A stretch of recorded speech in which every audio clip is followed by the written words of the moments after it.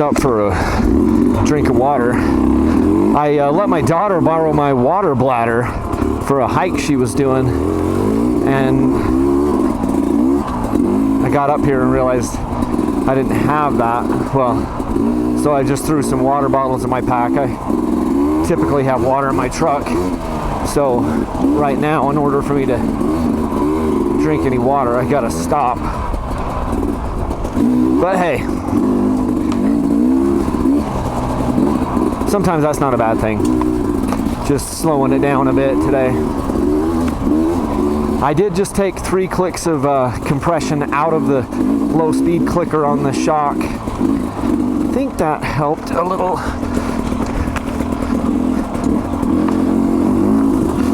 This is a trail I don't come on very often, and I almost always do this trail the opposite direction. This is a little bit of a loop.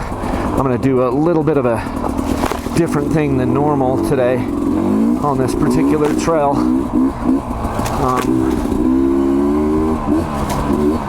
But yeah, I'm normally coming the other direction on this.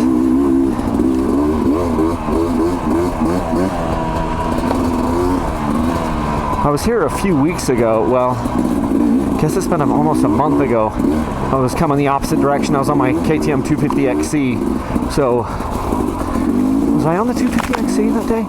No, I might have been on 300XCW. I was on my KTM 300. This is the bike I was on that day. And I will say, like, this 250 Sherco feels an awful lot like a 300. I don't think it has quite as much low end grunt as like my 22 KTM 300 XCW, but it's dang close. And I do think it has more low end than my 250XC, my KTM 250XC. However, I think the KTM 250XC has a little bit stronger top end than this. I think this one, at least in its current setup with the jetting we've got in it, isn't quite as quick up on the top end. So just pros and cons, you know, trade-off. Like I love the fact that this bike is still carbureted.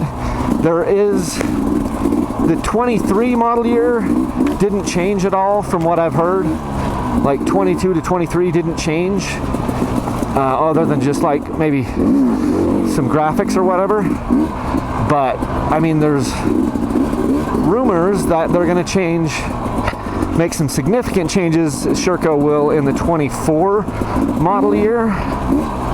Of course, that's not confirmed or anything, but I've even heard some whisperings from various people that this could go fuel injected in 24.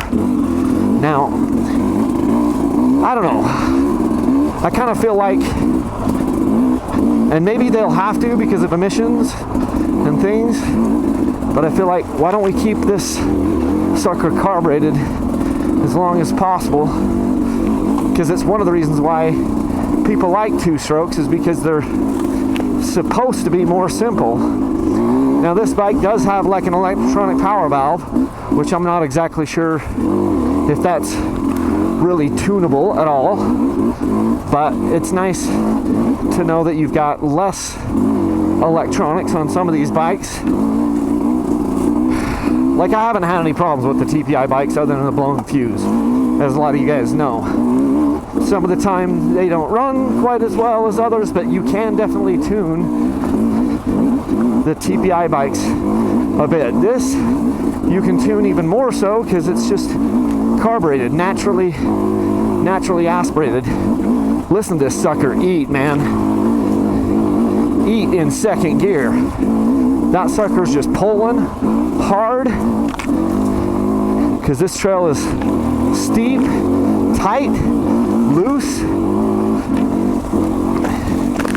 and this 250 is just pulling like a son of a gun in second gear. And I'm just feathering that clutch. Got my finger on the clutch the entire time, feathering her out, trying to stay on Okay, now I need to shift. First, getting bounced around. Yeah, this suspension is too stiff for this. I'm sorry. I'm just bouncing around too much. And I've got my fork all the way loosened up, and I've taken multiple clicks of compression out of the rear shock. I took some out on the first ride, and then took some more out back there a few minutes ago. It's too stiff. Okay, we're gonna do this. Come this way, which is a way hardly anybody goes.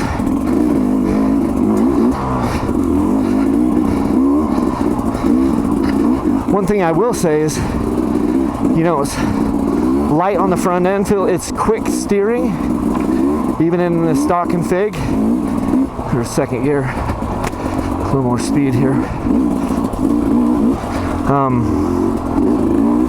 And I took my steering stops out, so the handlebars do turn fairly tight, which I really like. Oh my gosh. Yeah, we're getting kicked. These forks are just too stiff for this rocky stuff. And I can say that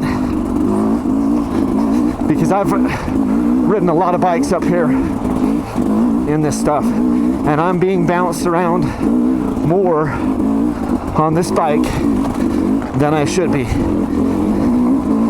getting kicked.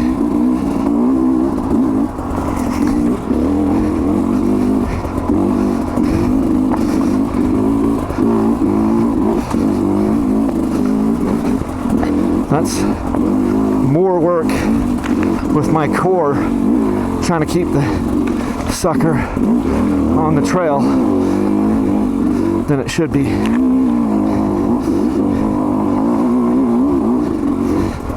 Not getting the amount of traction I want either.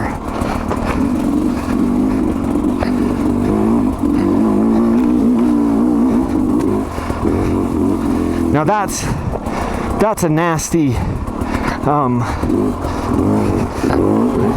section of trail to test a fork and shock on, because it's so loose and rocky and steep. But hey, this is supposed to be a hard enduro machine, and I know the motor is definitely set up for hard enduro type stuff. Rocky, nasty stuff. I'm just saying, I think the suspension is too stiff for it.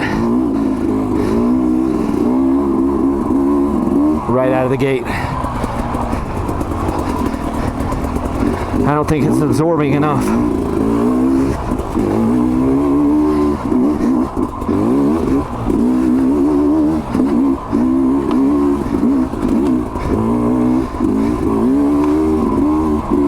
So beautiful right through here though. Oh my gosh, it's beautiful. It smells so good. And it's almost 6 o'clock right now, so the temps are falling for sure. It was a little bit cooler day today anyway. We had some overcast, and now the temps are beginning to fall. I mean, I'm climbing like crazy. I'm getting up there in elevation, and this is all shaded here.